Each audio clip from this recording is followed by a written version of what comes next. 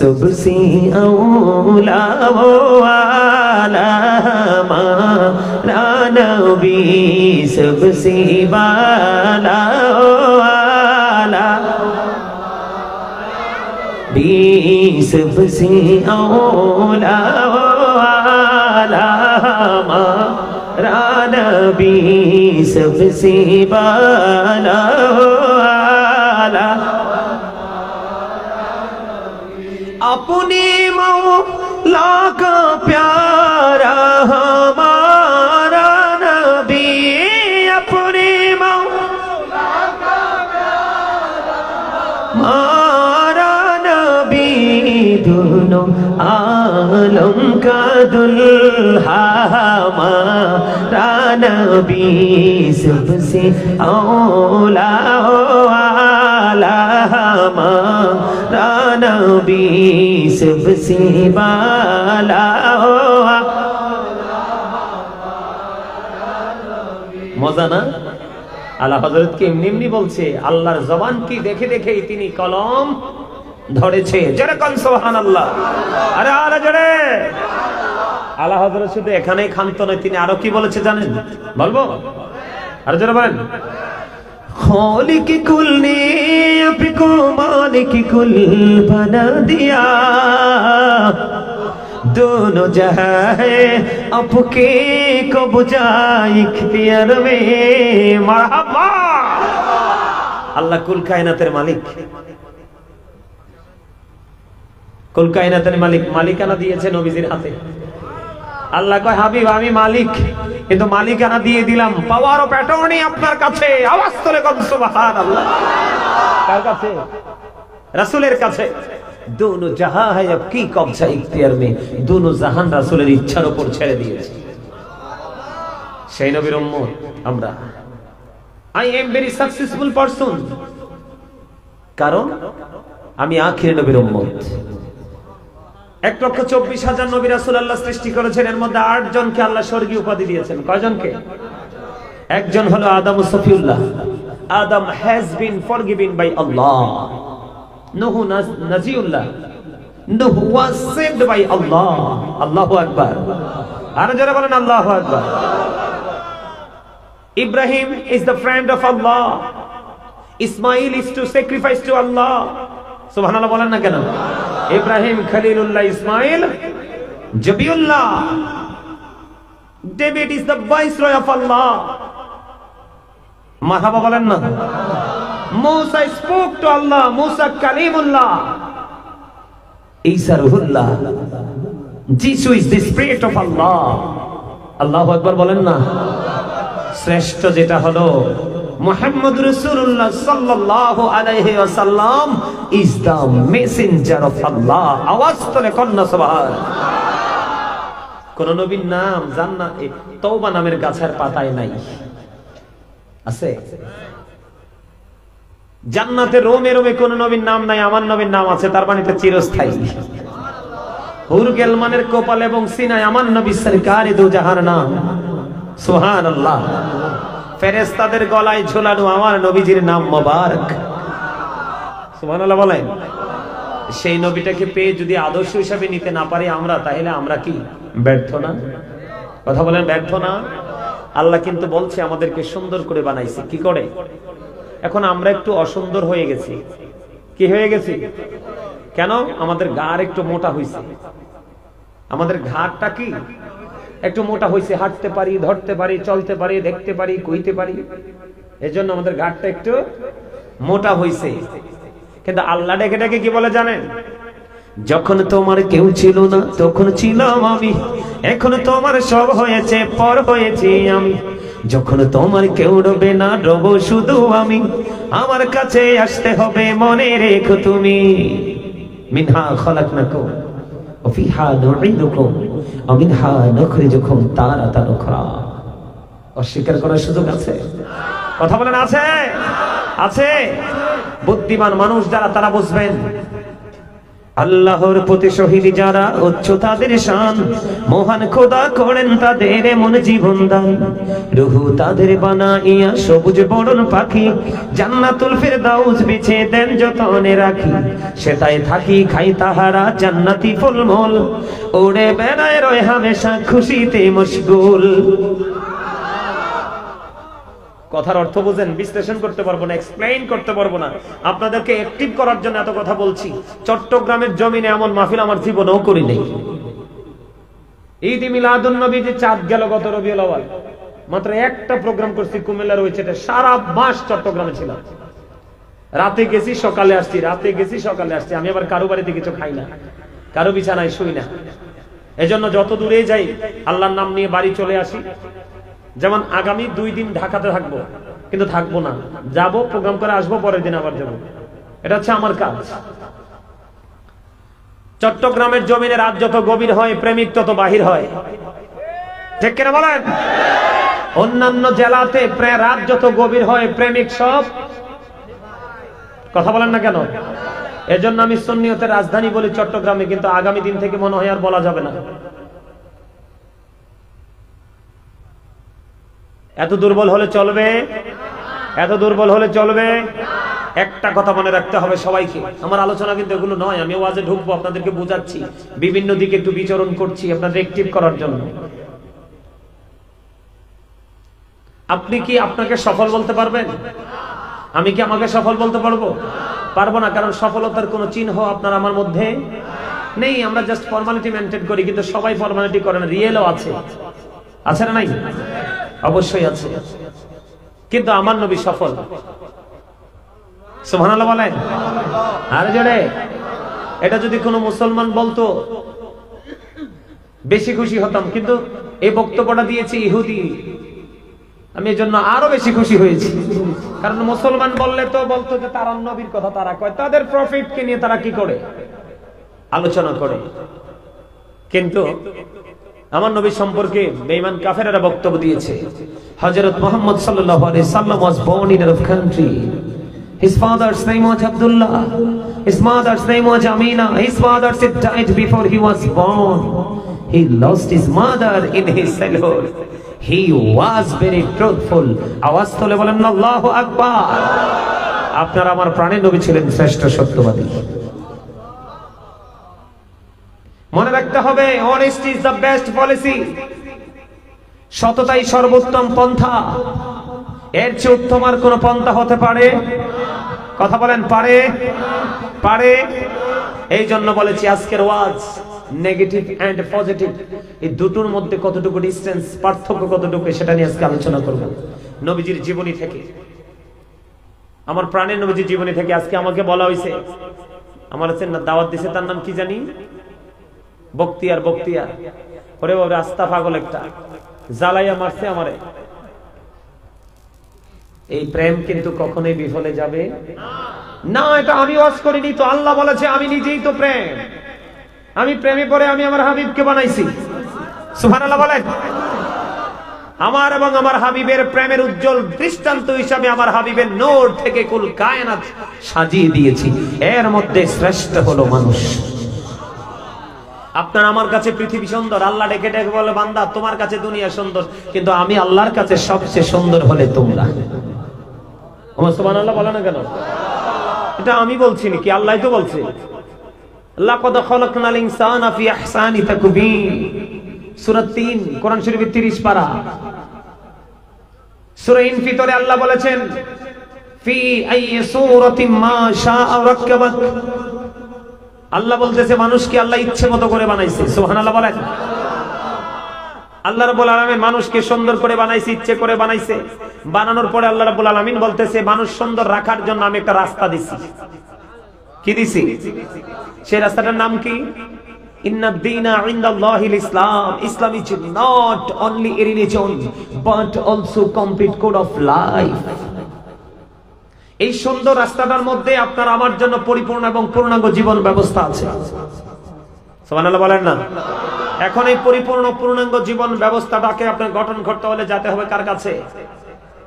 Medina ওয়ালার কাছে। কার কাছে?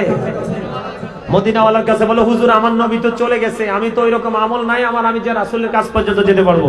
হ্যাঁ, আপনি যেতে পারবেন না, জানে আল্লাহ জানে যে বান্দা ধীরে ধীরে মদিনাওয়ালার কাছ থেকে অনেক দূরে চলে যাবে, কিন্তু তার মনে মদিনাওয়ালার প্রেম থাকবে। কিন্তু তার জন্য কি করণীয় আল্লাহ, আমার আল্লাহ এটা জানতেন। এই কারণে আমার আল্লাহ বলে দিয়েছেন, join with my dear people, come to my paradise. আমার আল্লাহ বলেছেন, join with my dear people, আমার প্রিয় লোকেদের সাথে যুক্ত হও, কাম টু মাই প্যারাডাইস, আমার জান্নাতে চলে আসো। আল্লাহ বলেছেন, হক্কানি আলেম এবং হক্কানি আল্লাহর ওলিদের সাথে যুক্ত হও আর তাদের সাথেই আমার জান্নাতে চলে আসো। আল্লাহর কোরআন বলে, ফাদখুলি ফি ইবাদি ওয়াদখুলি জান্নাতি। জোরে কন্না সুবহানাল্লাহ। হক্কানি আলেমদেরকে ভালোবাসা আপনাদের মতো সাধারণ মানুষের জন্য জান্নাতের দলিল। দলিল দিয়েছে কে? আরো জোরে বলেন না, দিয়েছে কে? আরো জোরে বলেন। আপনি যদি তাদের সাথে প্রেমের ডুরি লাগাতে পারেন, তাহলে আপনার জীবন পুরো নগণ্য জীবনটা পুরো ধন্য হয়ে যাবে, শূন্য জীবনটা পরিপূর্ণ হয়ে যাবে। Behold, verily the friends of Allah have nothing to bear or to regret. We are your protecting friends in the life of the world and in the hereafter. কি চমৎকার, আমরাই তোমাদের বন্ধু দুনিয়ার জীবনে এবং পরকালের জীবনে। আল্লাহ বলেছেন, behold, verily the friends of Allah have nothing to bear. আল্লাহ বলেছেন, আলা ইন্না আউলিয়া আল্লাহি লা খাউফুন আলাইহিম ওয়া লা হুম ইয়াহজানুন। আল্লাহ বলেছেন, behold, verily the friends of Allah have nothing to bear or to regret. আল্লাহর বন্ধুদের কোনো ভয় নেই, দুঃখ নেই, চিন্তা নেই, or to regret, তারা পরকালেও চ্যাম্পিয়ন। আওয়াজ তোলে তোলে বলেন সুবহানাল্লাহ। তাহলে হক্কানি আলেম এবং ওলিদের সংঘর্ষে গেলে লাভ না লস? আরো জোরে বলেন, লাভ না লস? বেশি বেশি লাভ না? আল্লাহ বলেছেন, we are your protecting friends in the life of the world and in the hereafter. নাহনু আউলিয়াউকুম ফিল হায়াতিদ দুনিয়া ফিল আখিরাহ। আল্লাহ বলে দিয়েছেন আমাদেরকে, আপনি যাকে ভালোবাসবেন সে আপনার বন্ধু দুনিয়ার জীবনে এবং পরকালের জীবনে, যদি সে হক্কানি আলেম অথবা হক্কানি আল্লাহর ওলি হয়। বলতেছে কে? আমি না তো, জবানটা আমার, কথাগুলো কার? এখন আপনাকে পরিপূর্ণ জীবন গঠন করতে হলে ইসলামের রং লাগাতে হবে। আর ইসলামের রংটা আপনি লাগাবেন কি করে, সেই টেকনিক আছে কার কাছে? মদিনাওয়ালার কাছে। এখন মদিনাওয়ালা তো চলে গেছে সশরীরে, যদিও নবীজি জিন্দা, আপন আপন রওজায় উম্মতকে দেখেন, কিন্তু আপনি আমি এত দুর্বল উম্মত, ওই পর্যন্ত যেতে পারছি না। আপনার আমার জন্য সহজ রাস্তা হলো আপনার আশেপাশের আহলুস সুন্নাত ওয়াল জামাতের অন্তর্ভুক্ত আলেম ওলামা। তার কারণ আহলুস সুন্নাহ ওয়াল জামাত ইজ দ্য বেস্ট পার্টি। আওয়াজ তোলে কন্না সুবহানাল্লাহ। মা আনা আলাইহি ওয়া আসহাবি, জোরে জোরে কান আল্লাহু আকবার। তাহলে আপনাকে কি করতে হবে? হক্কানি আলেম এবং ওলিদের সাথে প্রেম করতে হবে। হবে কি হবে না? এখন আমার নবী সুন্দর চরিত্র, উত্তম চরিত্রের অধিকারী আমার আল্লাহ বলেছেন কোরআনে, কিন্তু আপনি আমি সুন্দর হতে পারলাম না। এটার কারণ কি? এটার কারণ হলো আমরা সুন্দর মানুষের সাথে যুক্ত হতে পারি না। সুন্দর মানুষটাকে আমরা আপন করে নিতে পারি নাই। পারছি? কথা বলেন, পারছি? যেমন আমি আজকে নবীজির আদর্শ দিয়ে যদি কথা বলি, বন্ধু আমার দিকে তাকান, আমার আলোচনায় আমি ঢুকতেছি কেন? আমি আজকে একটা আয়াত তেলাওয়াত করেছি, ইয়া আইয়ুহাল্লাযীনা আমানু কু আনফুসাকুম ওয়া আহলিকুম নারা। আল্লাহ বলেছেন, O believers, save yourself and your families from the fire. Allah ঈমানদারদেরকে ডেকে বলেছেন, তুমি জাহান্নাম থেকে বাঁচো এবং তোমার পরিবারকেও জাহান্নাম থেকে বাঁচাও। আমি আজকে আপনাদেরকে বাঁচানোর জন্য এসেছি। কিসের জন্য? কথা বলেন, কিসের জন্য? বাঁচানোর জন্য আসছি। আপনারা কি বাঁচতে চান নাকি মরতে চান? বাঁচার মতো বাঁচতে চান। কি করতে চান? কথা কয় না। আমি আমার ওয়াজে ঢোকার আগে আমি নবীজির শানে ছোট্ট একটা গজল গাইবো, গাইবেন? দেখি আপনাদের কনফিডেন্সটা কেমন। গাইবেন? হ্যাঁ, বলবো। নবী নবী বলে হায়, কেঁদে কেঁদে দিন যায়, পাইনি দিদার ধমে, লাখো সালাম কদমে নবী, লাখো সালাম নবী। কিরে তোর ফেডে অসুখ? হ্যাঁ, জল লাগে তোর ফেডে অসুখ। এটা এমন ভাবে রয়েছে মনে হচ্ছে হামুক। হামুক দেখছেন এমনি? বৈশাখ মাসে বৃষ্টি হইলে, পানি হইলে দেখেন দুইটা শিং বের করে হাঁটে গোল। শামুক চিনেন না? তা হাঁসের বাচ্চার প্রিয় খাবার, এবং ছোট থাকতে অনেক টোকাইছি জমিনে যাই যাই। শামুক দেখবেন, এদিকে তাকান, তোমরা কি কও? কক কক ওক, আপনারা ওক বলেন, শামুককে কি বলেন? ওক। এটা দেখেন না? দেখবেন ওক যখন হাঁটে দুটা শিং বের হয়, মানুষের পায়ের শব্দ পাইলে দেখবেন এটা এমনি লাগে, একদম কি হয়ে যায়, বন্ধ হয়ে যায়। এটাকে একবার পিটাইয়া ভাঙ্গি আছের বাচ্চারা খাওয়াইতে হয়, ঠিক না বলেন? এই অল্প কয়জন মানুষ, এর মধ্যে যদি ওক মার্কা মুখ দেখা যায় তা হয়নি হয়। আরে বেটা, কত প্রেমের গজল আমি ছেড়ে দিলে তোরা দৌড়বি, দেখবি জান্নাতের বাগান পুরো প্রেমে বাগানে একবারে পরিপূর্ণ হয়ে যাবে। মনে হয় যেমন মৌচাকে মৌমাছি গুনগুন করে গান গাইছে, ঠিক না বেটা?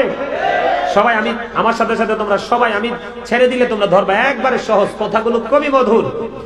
নবী নবী বলে হায়, কেঁদে কেঁদে দিন যায়, পাইনি দিদার ধুমে, লাখো সালাম নবী, লাখো সালাম কদমি নবী, জুড়ে নবী নবী বলে হায়, কেঁদে কেঁদে দিন যায়, পাইনি দিদার ধুমে, লাখো সালাম খুদু নবী। সোনার মদিনায় লোকে আছো গো, দেখতে না পাই নয়নে, ও গো দেখতে না পাই নয়নে, দয়ারি নজরে যাও, বলেন দয়ারি নজরে যাও, গোলামের দেখা দাও, বলেন দয়ারি নজরে যাও, গোলামের দেখা দাও, ধন্য করো জনমে, লাখো সালাম কদমি নবী। মারহাবা। মোটামুটি একটু আইছে না? এটা এনার্জি আইছে তো? আইছে আইছে, আলহামদুলিল্লাহ। 100% চলে আসবে একটু পরে। নবীজির জীবনী যেহেতু মাহফিলে আসছি, হ্যাঁ, নবীজি আমাদেরকে কি শিক্ষা দিয়েছেন খেয়াল করবেন। বন্ধুরে আমার, আমার নবী, আপনার নবী দু জাহানের বাদশা নবী, রাহমাতাল লিল আলামিন নবী, ইমামুল মুরসালিন নবী, ওনার দরবারে বন্ধু একদিন এক ইহুদি এসেছে, খেয়াল করেন। একদিন এক ইহুদি এসেছে আমার আপনার প্রাণে নবীর কাছে বন্ধু দ্বীনের শিক্ষা নেওয়ার জন্য। কি নেওয়ার জন্য? খেয়াল করেন নবীজির আদর্শটা কেমন, কি শিক্ষা নবীজির জীবন থেকে আমরা পেয়েছি বন্ধু। ইহুদি যখন নবীজির ওই কদমে চলে আসলো, নবীজির কাছ থেকে বন্ধু দ্বীন সম্পর্কে তথ্য জানার জন্য। এই দৃশ্য যখন আমি জানতে পারলাম, এই খবর যখন আমি জানতে পারলাম বন্ধু, আশ্চর্য হয়ে গেলাম। আমার নবী দ্বীনের শিক্ষাটাকে কেমন করে মূল্যায়ন করেছে এবং বাস্তবতাকেও তিনি প্রাধান্য দিয়েছে। খেয়াল করবেন, নবীজির শিক্ষা থেকে বন্ধু আপনি শুধু দ্বীনের শিক্ষায় শিক্ষিত হবেন, দীক্ষিত হবেন এমনটি নয় রে, আপনি আপনার বাস্তবতাকেও প্রাধান্য দিতে পারবেন। তার সিমটম হলো বন্ধু এই দৃশ্য। আমার নবীজির কাছে যখন আসলেন ওই ইহুদি, নবীজি দ্বীন সম্পর্কে বন্ধু বয়ান দিচ্ছেন, একটার পর একটা ইনস্ট্রাকশন দিচ্ছেন, কিন্তু ওই অবস্থায় নবীজি দেখতে পাইলেন ওই ইহুদি একবার নবীজির দিকে তাকায় রে, আর একবার তার ওই উটের দিকে তাকায়, একবার আমার নবীজির দিকে তাকায়, আর একবার ওই বন্ধু উটের দিকে তাকায়। নবীজি তার দিকে খেয়াল করলেন, নবীজি খেয়াল করে দেখলেন ওই ইহুদি এসেছেন নবীজির কাছে। আপনারা গভীর ভাবে খেয়াল করেন বন্ধু, অত্যন্ত গভীর ভাবে। আমি অল্প সময়ের মধ্যে আলোচনা গুছিয়ে আপনাদেরকে নিয়ে প্রোগ্রাম আজকে শেষ করব। আপনারা আমার দিকে তাকাবেন এবং গভীর ভাবে খেয়াল করবেন। নবীজি খেয়াল করলেন, একবার ওই ইহুদি নবীজির দিকে তাকায়, আর একবার ওই তার উটের দিকে তাকায় বন্ধু। এই দৃশ্য দেখার পরে নবীজি বললেন, যাও যাও যাও, তুমি তোমার ওটটাকে বেঁধে আসো। জোরে জোরে কন্যা সুবহানাল্লাহ। কি বুঝতে পারছেননি? নবীজির কাছে যখন দিনের শিক্ষা নিতে আসলেন, তার ওটা বন্ধু ছাড়া ছিল। কি ছিল? তার ওটা ছাড়া ছিল, ওপেনিং করা ছিল। এই কারণে সে একবার তার সম্পদের দিকে তাকায়, আর একবার আমার আপনার প্রাণের নবীজির দিকে তাকায়। এখন আপনি বলেন, যখন নবীজির দিকে তাকাবে তখন এর কথাটা বুঝবে, কিন্তু যখন ওঠের দিকে তাকাবে ওই কথা কিন্তু সে বুঝতে পারবে। এই জন্য নবীজি বলেছে, যাও যাও যাও, তুমি তোমার ওটটাকে বেঁধে তারপরে আসো। বন্ধু, ওই ইহুদিরা ওটটা বেঁধে গেলেন, ওটটা বেঁধে বাঁধতে গেলেন। এটার কারণ হলো এখানে নবীজি দ্বীনের শিক্ষাকে মূল্যায়ন করেছে। কারণ ওটটা যদি বেঁধে রাখা হয় এটার কোনো দিকে যাবে না। তোমার মানসিকতা কি থাকবে? স্থির থাকবে। যেই জলসায় বসেছো সেই জলসা থেকে তুমি সঠিক শিক্ষাটা মনোযোগ দিয়ে নিতে পারবা। এই জন্য একটা ডাক দিয়ে বললেন নবীজি, তুমি তোমার ওটটাকে বেঁধে আসো। এটা হলো বাস্তবতা, তার সম্পদ। কথা বলেন না কেন? এটা হলো বাস্তবতা বন্ধু, তার সম্পদ। আপনারা জানেন না, ওই তৎকালীন সময়ে মরুচারীদের জন্য বিশাল একটা বড় সম্পদ ছিল বন্ধু, উট। এটা তাদের জীবন জীবিকায় উত্তম গুরুত্বপূর্ণ ভূমিকা রাখতো। এই জন্য আমার নবীজি ডাক দিয়ে বললেন, তুমি তোমার ওটটাকে বেঁধে আসো। তার মানে তোমার সম্পদটাকে তুমি সুরক্ষিত করো, আবার ওটটা বেঁধে তুমি আমার আলোচনা শুনতে আসো। তুমি দ্বীনের শিক্ষাটাও সঠিকভাবে নাও। জুড়ে জুড়ে কন্যা সুবহানাল্লাহ। এখন আপনারা আমাকে বলেন, এই জায়গায় যে আমি আপনাদেরকে নিয়ে আসলাম, আপনারা বলেন আজকে যারা দুনিয়ার কাজের অজুহাত দিয়ে, পৃথিবীর কাজের অজুহাত দিয়ে তারা বাড়ির মধ্যে বসে রইল, ঘরের মধ্যে বসে রইল, ব্যবসা প্রতিষ্ঠানে বসে রইল, এই মাহফিল আগামী দিন বন্ধ হবে না। বেঁচে থাকলে আবার 1 বছর পরে হবে, ঠিক কিনা বলেন? আপনারা বলেন, তারা কি সুন্নিয়ত করেছে? কারণ তারা আজকের দিনেও তাদের এই সম্পদকে মূল্যায়ন করেছে। ও বন্ধু, পৃথিবীকে আপন করে নিয়েছে। সূরা আলে ইমরানের 185 নম্বর আয়াতে আমার আল্লাহ বলে দিয়েছেন, ওয়ামাল হায়াতুদ দুনিয়া ইল্লা মাতাউল গুরুর। এই দুনিয়ার জীবন, এই পৃথিবীর জীবন একটা ধোঁকা ছাড়া কিছুই নয়। তুমি বন্ধু নবীজির এই শিক্ষা তুমি নিতে পারোনি। সম্পদকে সম্পদের মতো করে সেটিং দাও, আর দ্বীনের শিক্ষাকে শিক্ষার মতো করে ধারণ করো, আর গোলামীকে গোলামের মতো করে করো। জোরে জোরে কন্যা সুবহানাল্লাহ। এই শিক্ষাটা খুব চমৎকার ভাবে দিলেন না নবীজি? কথা বলেন, এটা অত্যন্ত মধুর না? টেকনিকটা আপনি খেয়াল করেছেন?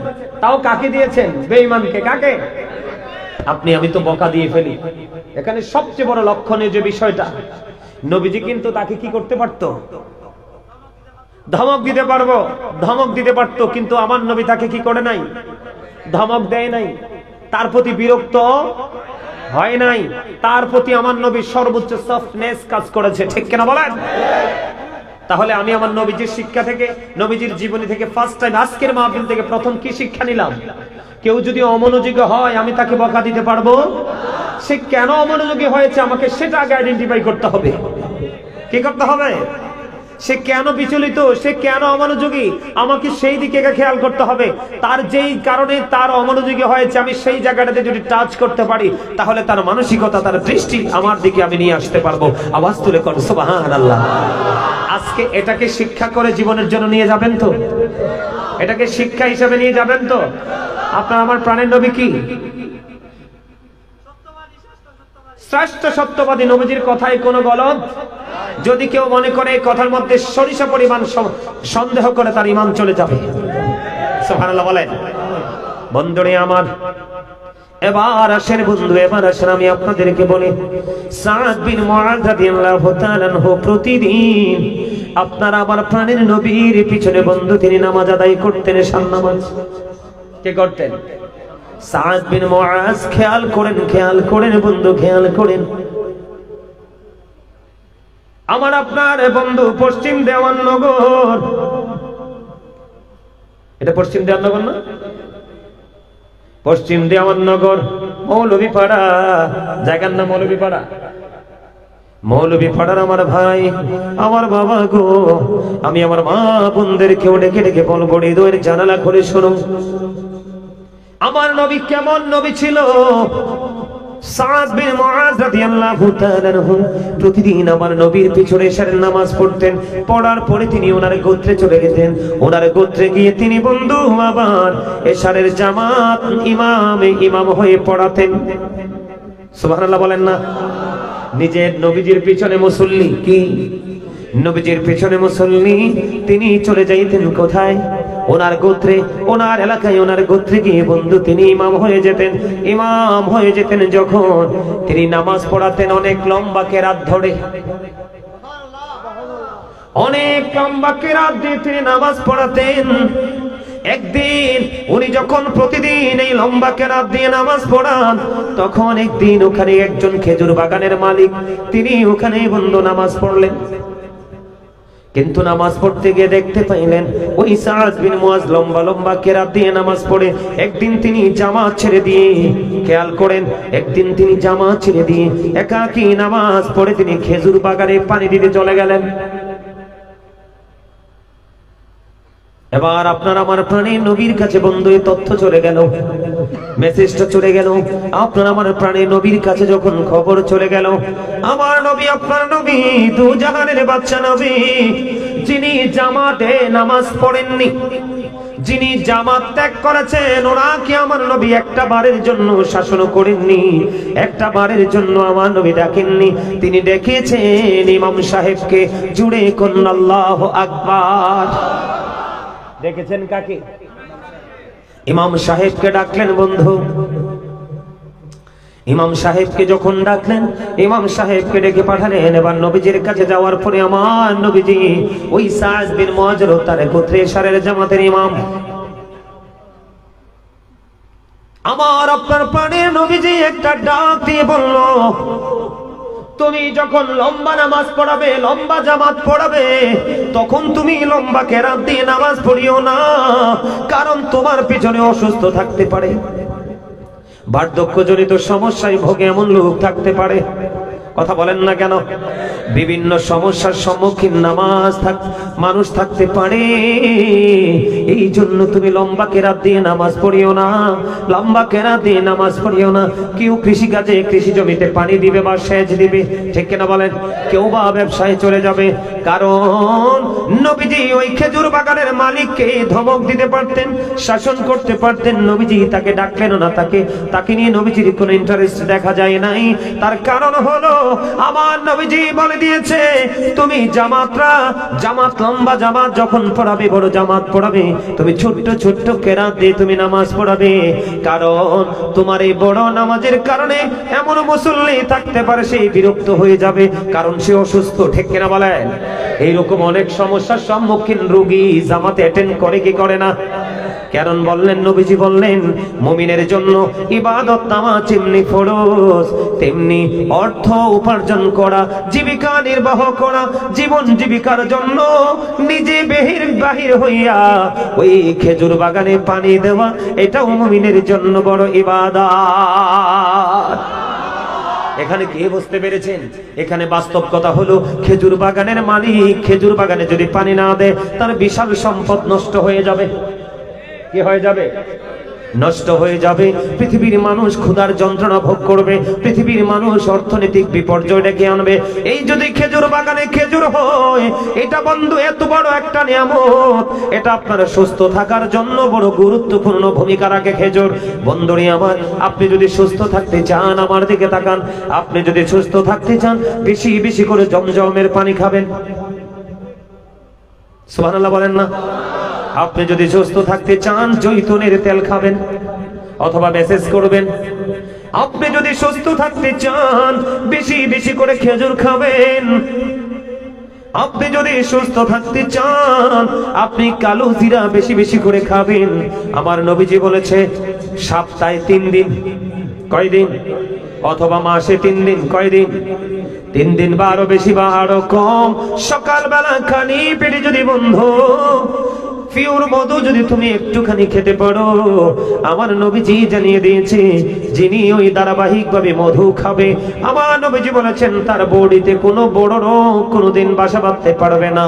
আমি এই কারণে এই কথাগুলো বলে ফেললাম, কারণ খেজুর যেহেতু আমাদের জীবনের একটা বন্ধু, বিশেষ করে রমজান মাসে খেজুর নবীজির হাদিস অনুযায়ী আমার নবীজি বলেছেন তোমরা খেজুর দিয়ে ইফতার করো। কি করো? এই জন্য আমার নবীজি বলেছেন শুধু তুমি নামাজ দিয়ে পড়ে থাকলে চলবে না। বুঝে নেন, এই জন্য আহলুস সুন্নাত ওয়াল জামাতের আকীদার মানুষেরা, আলেমেরা আমাদের দেশে অনেক গাট্টি নিয়ে ঘোরাফেরা করে, আছে না নাই? কথা কয় না কেন? আছে না নাই? ঘোরাফেরা করে না? বউয়ের খবর নাই, বাচ্চার খবর নাই, মা বাবার খবর নাই, তার উপরে অনেক হক আছে আদায় করতে হবে, সেটা সে জানে না। কারণ সে তো নবীকে ভালোবাসে না। নবীকে যদি ভালোবাসতো তাহলে নবীর আদর্শই তার জীবনে কি হয়ে যেত? প্রতিষ্ঠিত হয়ে যেত। ঠিক কিনা বলে? আমার নবীজি সাদ বিন মুআজকে ডেকে বলে দিলেন, দেখেন আমরা হইলে কি করলাম, বলে মুসল্লি ধরে পিঠাইলাম হইলে। কথা কয় না কেন? যে তুই তো জামাতে পড়স নাই, আবার আরেকজনের কাছে গিয়ে বিচার দিয়েছিস, তোকে পিটানো দরকার। কিন্তু আমার নবীর থিঙ্কিং, আমার নবীজির চিন্তা, আমার নবীজির ভাবনা, আমার নবীজি আমলকে আমলের জায়গায় রেখেছেন। বাস্তবতা হলো তুমি বাঁচলেই না আমল করতা, তুমি বাঁচার জন্য তোমার জীবনে অর্থ লাগবে, খাবার লাগবে।